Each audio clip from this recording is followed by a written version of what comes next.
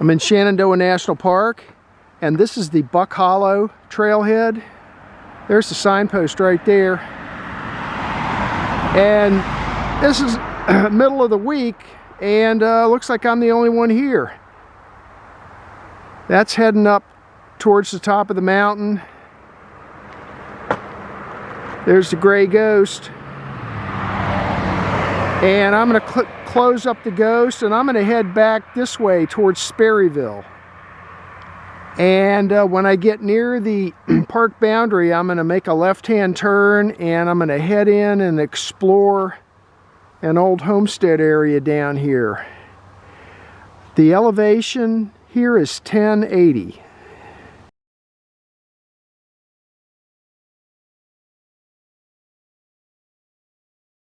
Half mile into my hike. The elevation here is 1,000 feet. There's the welcome sign to Shenandoah Park. As far as I know, I'm still inside the park though. But anyway, this is my jumping off point. I'm gonna push in here, and there's a ridge line here somewhere. I'm gonna push in and follow the ridge and see if I can find anything. I'm looking for evidence of an old homestead and possibly an old cemetery back in here.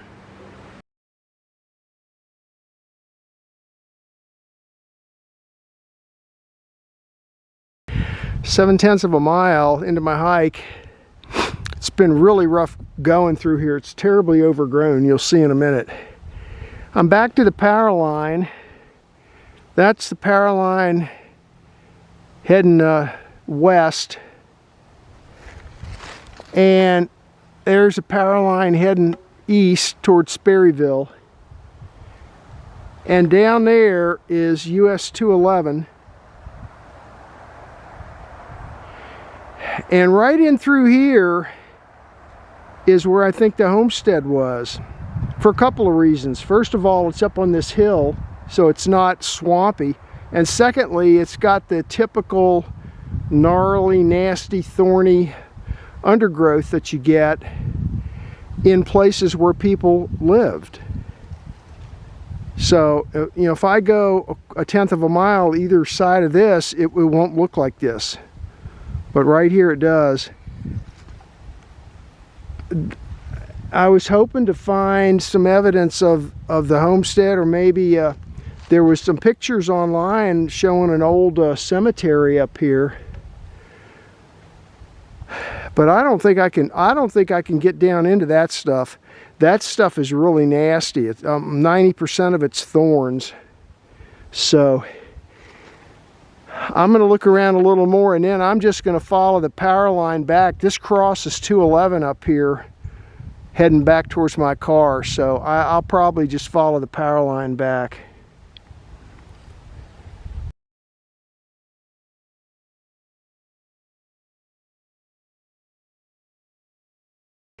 Just getting ready to leave this area here. The power line's right up there. And I saw this rock pile. So pretty decent sized rock pile. I'm gonna mark the location. I don't see anything else, or I'm gonna look around a little more, but you see how overgrown all that is? In through there. Really nasty stuff. Well, you know what? Well, down here's 211. I might be able to, if I skirt around all the nasty here, I might be able to push my way down this side here a little bit. There's a creek down here draining this area. So anyway, right there's a rock pile. Somebody put it there.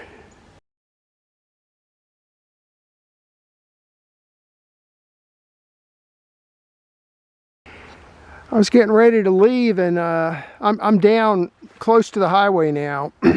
And I ventured over here a little further east, just to look around. It's pretty flat in through here, and it's not overgrown very bad. And there's a piece of surveyor's tape right there. And then there's another piece of surveyor's tape. And then back behind me towards 211, just right at that, well, just in between these two big trees, there's another piece of surveyor's tape. You can see the road behind me. So I'm going to wander around here. I mean, somebody put some surveyor's tape in here for a reason. So let me look around in through here. I'm getting close to the edge of the park though. I can probably go over there to that little rise right there though. Let me wander around here and see if I see anything.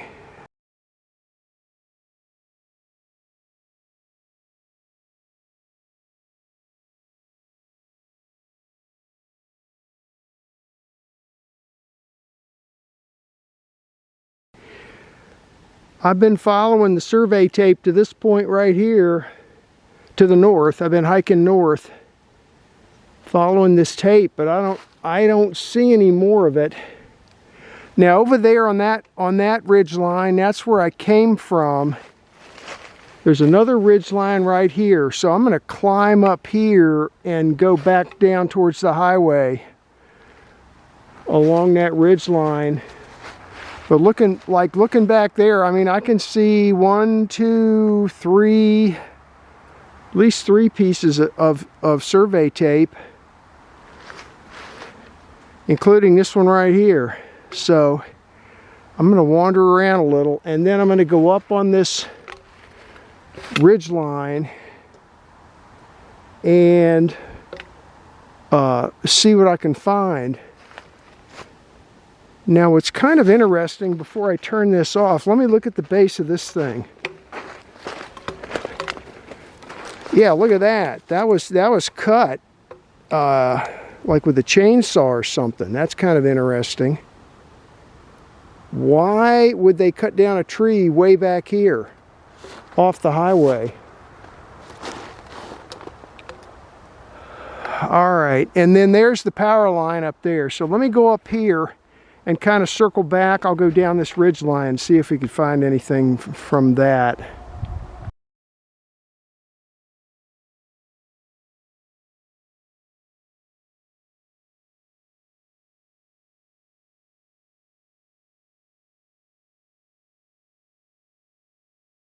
Okay, well, I finally found the cemetery.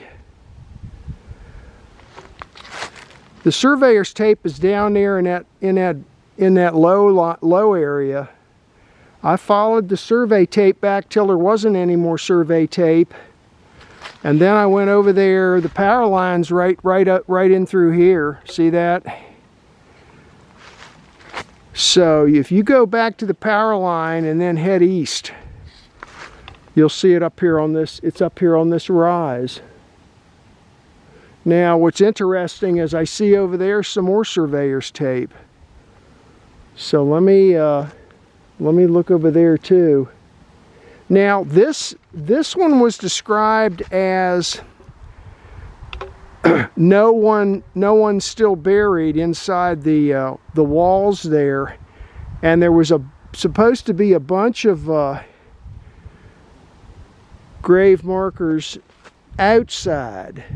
Now I'll get some stills, but let's see. This is what it looks like inside. Kind of dug out looking, actually. And then over here, okay, now there's a rock pile there. Not sure what that's all about. But then over here, well, now right there, that looks like a grave marker right there. See that? That one looks like a marker. That looks like a marker.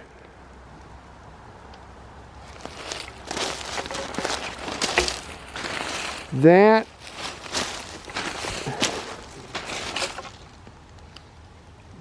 is another possible marker there. And then there's this depression. There's a depression there with the snow in it. That looks dug out. Like maybe somebody got moved off the mountain, or maybe their coffin just collapsed. There's another one sticking up out of the ground.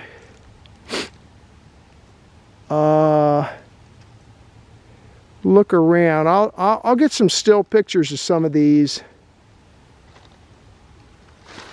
There's one over there, a real pointy looking one over there next to that tree. So let me take a look and I'll get some stills.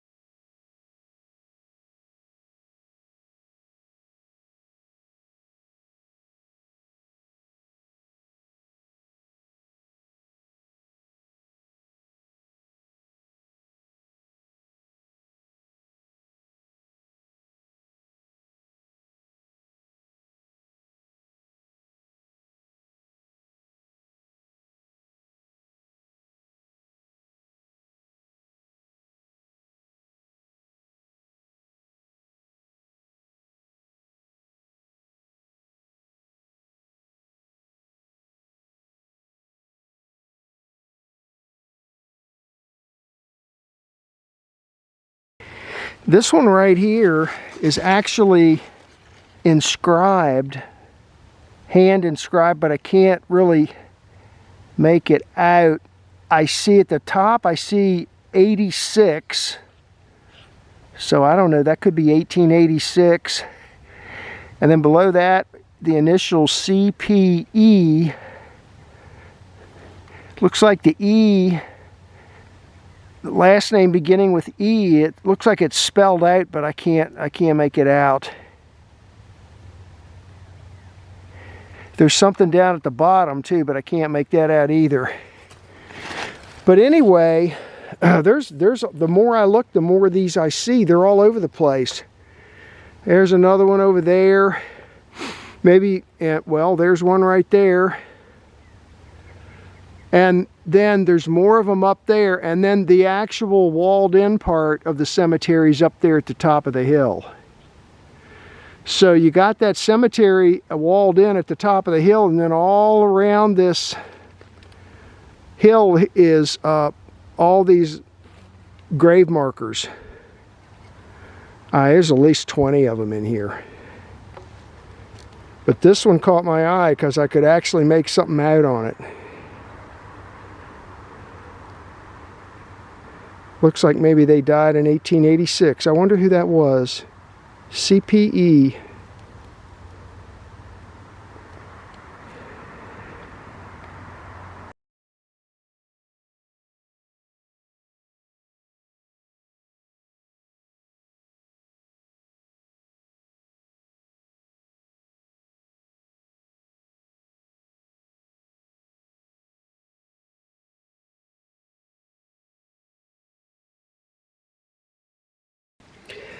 This is a map of today's hike. The quadrangle name is Thornton Gap, 1994. And this was a bushwhack hike to explore Shenandoah tract number 173. This is a 120-acre tract. It was owned by Frank Cox. The house was occupied by a tenant by the name of Herbert Atkins. And also there was a cemetery, which I also managed to locate. This is US 211 coming into the park. Down this way is Sperryville. And right here is the park boundary coming into the park. Now, when you're coming in this way, there's actually a little gravel pull-off right here close to where the hike was, but it looked kind of dodgy to me. So what I did instead was I just came on into the park and parked at the first actual official trailhead parking spot, which is here. This is the Buck Hollow trailhead. And then I walked back along 211, about a half a mile. Now, I did not know where the cemetery was located or where the homestead was located, but I decided to look first along, there's a ridge line right here, decided to look along this ridge line here because I figured this is higher ground and maybe the house would be up here. Well, this whole area was super, super overgrown. I pushed back in here to the power line, which I just drew right there. That diagonal pencil mark is about where the power line comes through there. I hiked back to the power line and looked behind here, and this whole area was really overgrown. The only thing I found up here was a pile of rocks. Pretty good sized rock pile. Then I came down and I was getting ready to leave, and I noticed in this area here, I noticed some surveyor's tape tied to branches here and there, and I followed the surveyor's tape back like this until it was almost to the power line again, and then I noticed that there's a ridge line here too. So I climbed up on this ridge, and sure enough, there was the cemetery. It's abandoned. I got pictures of that. This cemetery is described a little bit in Darwin Lambert's book on Shenandoah National Park. And in his description, he says that there's no graves anymore within the boundaries of the stone wall. You'll see the pictures. There's a big giant tree growing up in the middle of the walled off area. But all around there on this hill are grave markers sticking up out of the ground. So I got a bunch of pictures of that. Then I just came back to here and then back to my car. Now, before I sign off here, I'll show you a couple other pictures. Let's see. The online Shenandoah records have these pictures here. These are pictures that were taken in 2008. And there's the stone wall for the cemetery. And so then all around in through here, like right there, that's a grave marker right there. There's another one. So you'll see those in my video. These pictures were taken in 2012. So it's the same area a few years later. The other thing, and this is not a very good picture at this point, is this is a picture of the what the house looked like, and this is written up in the appraisal that they did when they took the land, and it says that this house was, I guess, purchased and moved out of the park somewhere not too far from Sperryville and then fixed up again. So I guess the house still exists somewhere in the Sperryville area.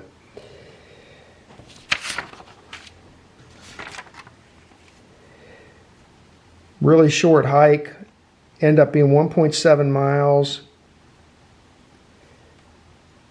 and ascent of 450 feet. And that was the hike for today. Oh, sorry, correction on the hike statistics. I forgot to look at my actual GPS track when I got home. It ended up being 1.8 miles and total ascent 236 feet. The ascent's a lot lower than what I estimated because I didn't push as far back into the tract of land as I was expecting to. So these are the actual statistics right here.